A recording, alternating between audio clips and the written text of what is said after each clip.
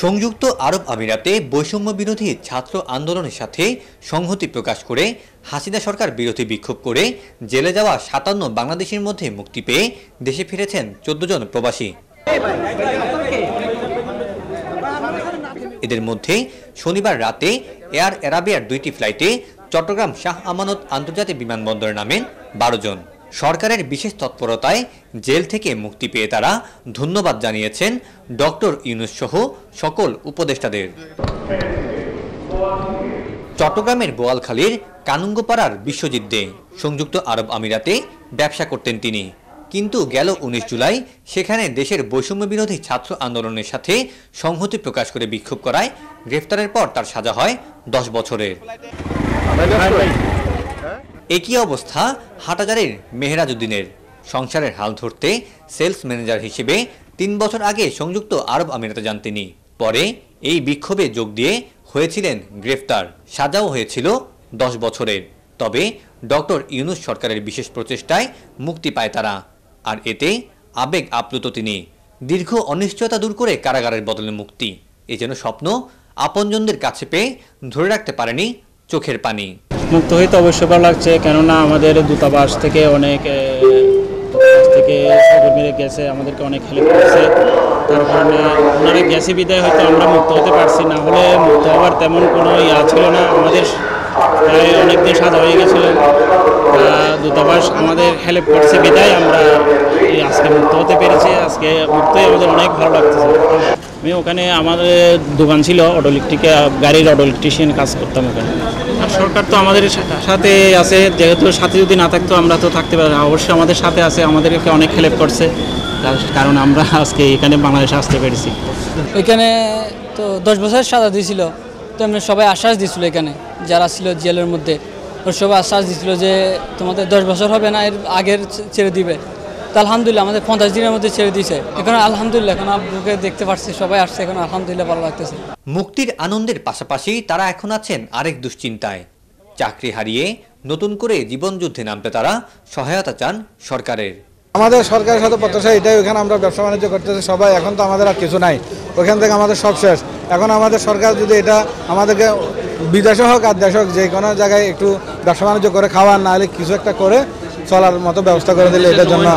যদি সরকার পক্ষ থেকে আমাদের জন্য কোনো একটা ভালো পদক্ষেপ নেয় তাহলে হয়তো আমাদের জন্য অনেক ভালো হবে। এটা এরকম যদি সরকার কোনো ওদের সাথে কোনো চুক্তির মাধ্যমে বা পদক্ষেপের মাধ্যমে কোনো যদি করতে পারে তাহলে হয়তো এরকম আশা করা যায়, না হলে তো আশা হয় না। এখন আমরা চাই আমরা আবার আমাদের আগের জায়গায় এখানে যাইতে পারি, যাওয়ার চেষ্টা করবো, এখানে যেন আবার এখানে যে কাজকর্ম করতে পারি, কাজকর্ম করতে পারি, এখানে এরকম কিছু একটা আশা করতেছি। এদিকে এসব প্রবাসীদের জন্য অপেক্ষায় ছিলেন স্বজনরাও। অবশেষে তাদের কাছে পেয়ে বিমানবন্দরে তৈরি হয় আবেগঘন পরিবেশ। জীবন সাজাতে দেশ ছেড়ে গেলেও এখন জীবিকা হারানো এসব প্রবাসীর পুনর্বাসনে পাশে থাকবে সরকার, এমনটাই চাওয়া স্বজনদের। নামা খাওয়া চলে গেছে প্রথমে ফ্যামিলির সবাই, আমার ভাইয়ের উপরে সব কিছু ডিফারেন্স। আমরা তো 15-16 দিন কোনো খবরে পাইনি, কোথায় গেছে, কি অবস্থায় আছে, কোথায় নিচে, এদেরকে কোনো খবর পাইনি। 15-16 দিন কি 17 দিন পরে আমরা একটু খবর পাইছি এদেরকে আবুধাবি জেলে রাখছে। পরে আমরা যাই, 1 মাস পরে আমরা যোগাযোগ করতে পারছি যে আমার ওইখান থেকে একটা ফোন করলো যে আমি এই জায়গায় আছি। ওই যে 1 কাপড়ের নিচে ওই 1 কাপড়ে এখন আসতেছে, এখন ভালো লাগতেছে। ভাই তো আমার তো আপন ছোটো ভাই। আতঙ্ক ছিল বলতে, যেমন এখানে আমার ভাইদের অনেক ব্যবসা প্রতিষ্ঠান ছিল, বর্তমানে এখানে ব্যবসা প্রতিষ্ঠান সব আছে, কিন্তু উনি তো আসলে ওইগুলো দেখতে পারতেছে না, দেখে চলে আসতেছে। ওইগুলো কী হবে, ফ্যামিলিগুলার কী হবে, আমাদের কি হবে, ওটা একটু সরকারকে বিবেচনা করা উচিত সরকারের। ধন্যবাদ দিব আমাদের বাংলাদেশের যিনি রাষ্ট্রনায়ক ডক্টর ইউনূস স্যারকে, ওনাকে ধন্যবাদ জানাই ওনার উদ্যোগে যে আজকে যারা ছাড়া পাচ্ছে ওনাদের জন্য ছাড়া পাচ্ছে, ওটার জন্য ধন্যবাদ। আর যারা দেশে আসতেছে তাদের জন্য একটা পুনর্বাসনের ব্যবস্থা করে, ওইটা আমি সরকারের কাছে আবেদন জানাচ্ছি।